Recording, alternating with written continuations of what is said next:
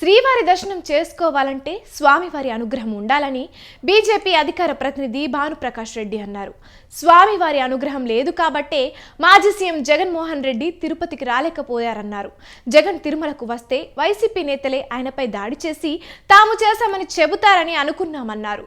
24 గంటల్లోపు తిరుమలలో దళితులను ఎప్పుడైనా అడ్డుకున్న ఘటనను ఒక్కటైనా నిరూపించాలన్నారు. నిరూపిస్తే తాను రాజకీయాల నుండి తప్పుకుంటానని తల ఛాలెంజ్ను వైసీపీ నేతలు స్వీకరించాలన్నారు.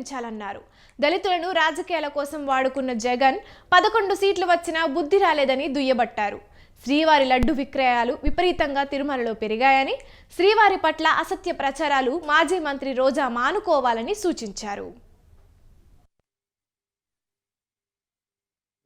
ఒకటే అడుగుతున్నా జగన్మోహన్ రెడ్డి గారిని, నీకు డిక్లరేషన్ ఇచ్చే దాంట్లో ఏం నొప్పి ఏం బాధ?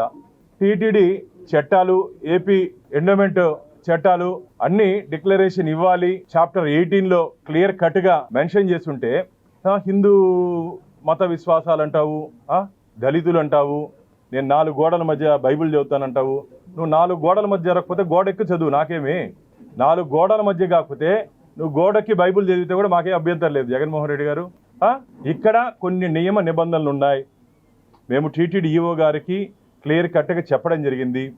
ఎట్టి పరిస్థితుల్లోనూ హిందూయేతరులు, నాన్ హిందూస్ అంటే మిగతా హిందువులు కాకుండా మిగతా మతాలకు సంబంధించిన వ్యక్తులు ఎవరైనా వచ్చినా సరే కంపల్సరీ డిక్లరేషన్ తీసుకోవాల్సిన అవసరం ఉంది.